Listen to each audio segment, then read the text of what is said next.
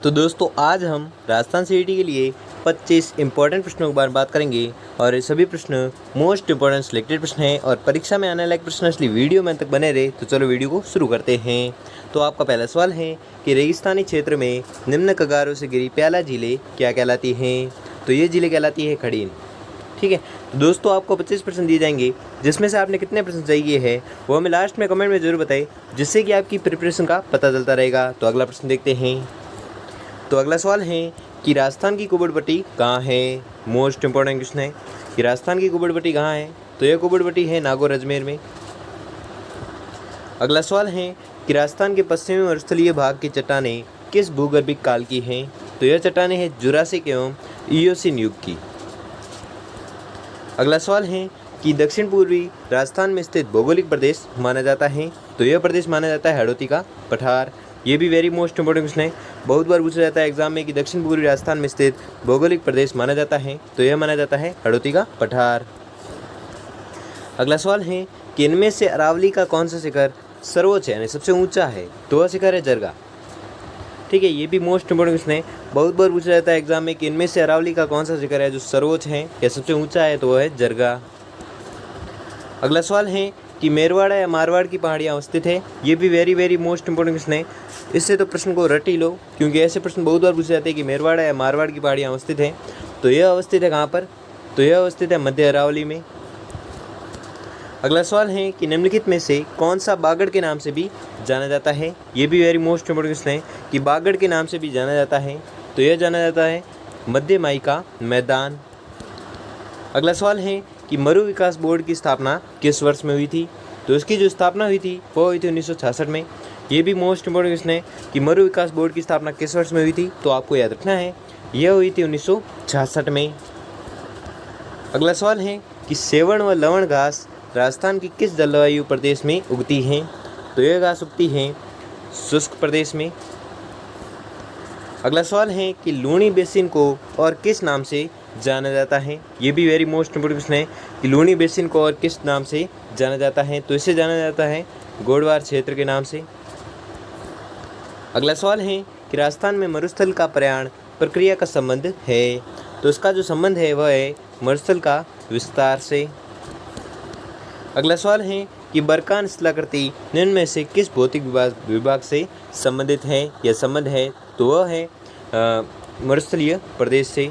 ठीक है, मरुस्थलीय प्रदेश से इसका जो संबंध है, मरुस्थलीय प्रदेश से संबंध है। अगला सवाल है कि निम्न में से कौन सा सम्मेलन मरुस्थलीकरण की रोकथाम के लिए कार्य करता है? तो यह कार्य करता है UNCCD। अगला सवाल है कि राजस्थान में त्रिकाल का संबंध है? ये वेरी मोस्ट इंपॉर्टेंट है, बहुत बार पूछा जाता है एग्जाम में, हर एग्जाम में पूछा जाता है। ये तो प्रश्न बहुत बार पूछा जाता है कि त्रिकाल का संबंध है या त्रिकाल किससे संबंधित है? तो आपको याद रखना है यह संबंधित है अनाज, जल एवं चारे से। ठीक है, रट लो, कुछ भी करके याद कर लेना इस प्रश्न को। अगला सवाल है कि निम्नलिखित में से कौन सा समूह राजस्थान की पर्वत चोटियों का उनकी ऊंचाई के अनुसार सही अवरोही क्रम है? तो सही अवरोही क्रम है शेर, जरगा, अचलगढ़ और तारागढ़। अगला सवाल है कि निम्न में से कौन सा राजस्थान में मरुस्थलीकरण का कारण नहीं है? तो वह है जैविक कृषि। ठीक है, जैविक कृषि है जो मरुस्थलीकरण का कारण नहीं है। अगला सवाल है कि खस घास उत्पादित जिले हैं राजस्थान में, खस घास उत्पादित जिले हैं? तो वह जिले हैं टोंक, सवाईमाधोपुर और भरतपुर। ये तीनों जिले हैं जहाँ पर खस घास है जो उत्पादित की जाती हैं। अगला सवाल है कि राजस्थान में ऊपर माल के नाम से कौन सा क्षेत्र है जो जाना जाता है? तो वह क्षेत्र है कोटा, बूंदी और झालावाड़। ये तीनों क्षेत्र हैं जो ऊपर माल के नाम से भी जाने जाते हैं। अगला सवाल है कि अरावली वृक्षारोपण परियोजना किस वर्ष में प्रारंभ हुई थी? तो यह जो परियोजना प्रारंभ हुई थी वह हुई थी 1992 में। अगला सवाल है कि मरुस्थलीय वनस्पतियाँ किस नाम से भी जानी जाती हैं? तो यह वनस्पतियाँ जानी जाती हैं जेरोफाइट्स के नाम से। ठीक है, कौन सी वनस्पतियाँ? मरुस्थलीय वनस्पतियाँ। अगला सवाल है कि राजस्थान के निम्नलिखित क्षेत्रों में से किसे प्राचीन काल में योध्य प्रदेश है जो कहा जाता था? ये भी वेरी मोस्ट इंपॉर्टेंट क्वेश्चन है, बहुत बार पूछा जाता है एग्जाम में कि राजस्थान के निम्नलिखित क्षेत्रों में से किसे प्राचीन काल में योध्य प्रदेश कहा जाता था? तो यह कहा जाता था किसे? तो आपको याद रखना है गंगानगर को कहा जाता था क्या? युद्ध प्रदेश। अगला सवाल है कि विंध्यन कगार हिस्सा है, तो विंध्यन कगार हिस्सा है किसका? हड़ौती का। अगला सवाल है कि सूरा घाट एवं शिवपुर घाट स्थित है।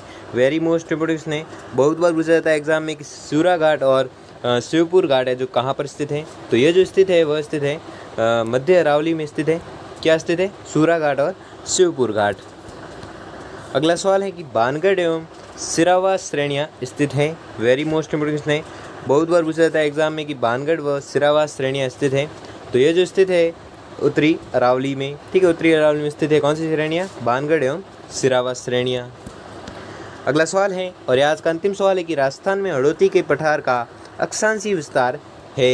ये भी वेरी मोस्ट इंपोर्टेंट क्वेश्चन है, बहुत बार पूछा जाता है एग्जाम में कि राजस्थान में हड़ौती के पठार का अक्षांशीय विस्तार है।